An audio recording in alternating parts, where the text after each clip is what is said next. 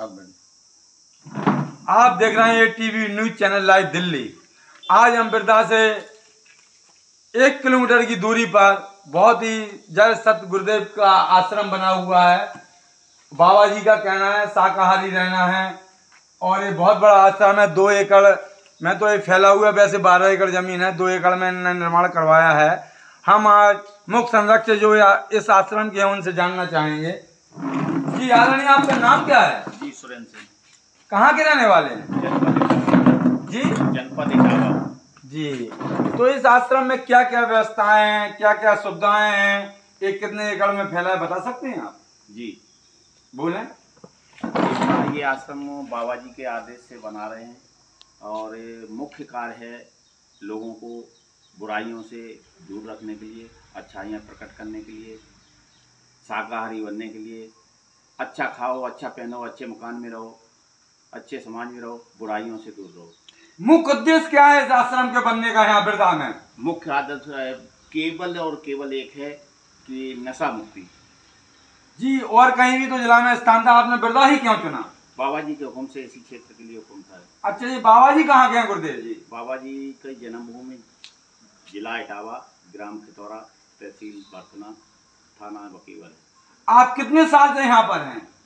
मुझे तो अभी 4 वर्ष मुश्किल से हुए हैं।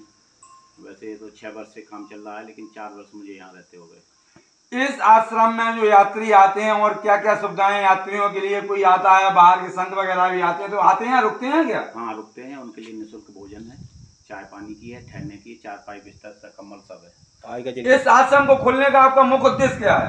बस बाबा जी के आदेश के पालन करते हुए, बुराइयों को दूर करते हुए, अच्छाइयों की पहल करते हुए और समाज को सुधारने के लिए, भूखे प्यासे को भोजन और पानी देने के लिए निःशुल्क, कोई शुल्क नहीं उसका। आय का जरिया क्या है? आय का जरिया बस जमीन है और इसके अलावा कुछ नहीं है? कुछ नहीं। क्या गुरुदेव पैसा भेजते हैं आप लोगों को? फिर ये आश्रम इतना बड़ा आपने बनाया, कैसे चलता है? वो मेरी कमाई से। आप क्या करते हैं? मैं पहले पीएसी में सब इंस्पेक्टर था जी, और रिटायर हुआ तो पूरा पैसा यहीं लगाया है, पेंशन भी यहीं लगा रहा हूँ, जमीन से जो पैदा होता है वो भी यहीं लगाता हूँ। क्या आपका परिवार नहीं है? जी सभी। तो उन परिवार वालों को, आपके जो बच्चे हैं, माता पिता हैं, उनको कोई दिक्कत तो नहीं? नहीं, कोई दिक्कत नहीं, किसी तरह कोई दिक्कत नहीं। हम सभी लोग बाबा जय गुरुदेव से जुड़े हुए हैं। मैं, मेरी पत्नी, मेरी दादी, पिताजी, मैं और मेरी पत्नी, मेरे बच्चे, मेरे बहुएं, सभी बाबा जी से जुड़े हैं। सभी अपने पैरों खड़े हैं उन्हीं के आशीर्वाद से। तो आप ये जन सेवा कर रहे हैं, आपने पूरा पैसा यहाँ पर लगाया है, तो क्या कभी बच्चे आपके, पूरा परिवार यहाँ आता है? जी आते हैं। तो कोई आपसे दुखी नहीं है? नहीं, वो खुश होते हैं देख करके कि आपने बहुत अच्छा कर रहे हैं। हिंदुत्व सनातन पर क्या बोलेंगे आप? हिंदुत्व सनातन पे क्या बोलूँ, उसके लिए तो पूरा समाज पड़ा हुआ है। सभी लोग बोलते हैं जो समाज में बुराइयां कुरीतियां हैं उन पे कोई ध्यान नहीं दे रहा है।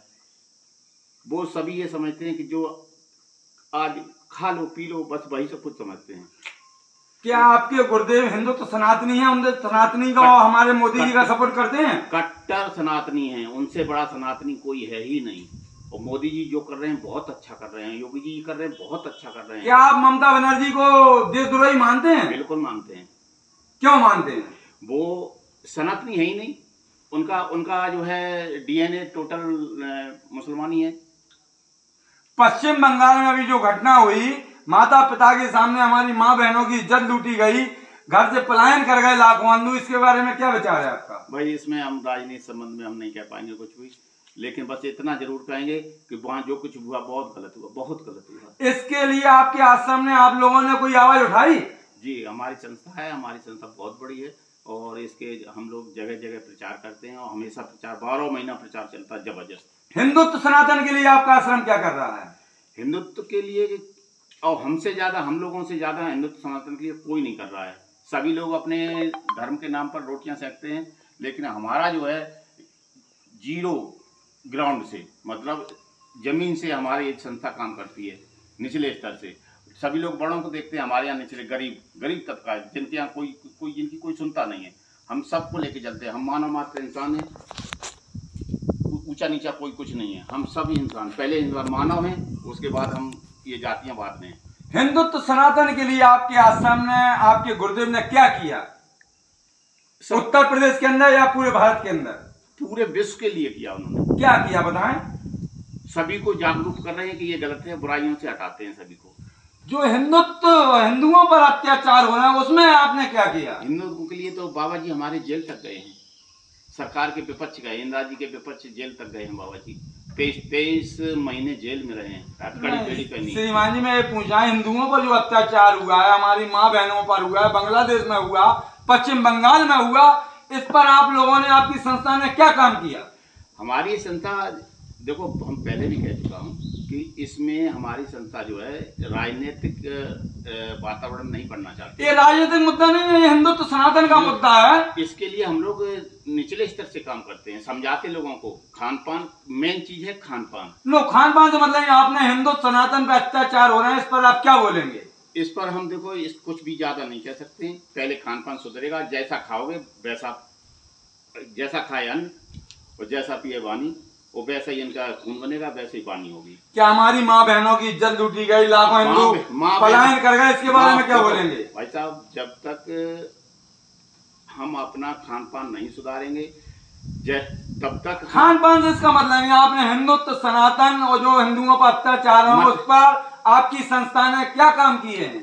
हमारी संस्था इसमें नहीं पड़ती है, बता तो रहा हूँ। हमारी संस्था पहले जड़ पर प्रहार करती है, जैसा खाएगा अन्न वैसा होगा मन।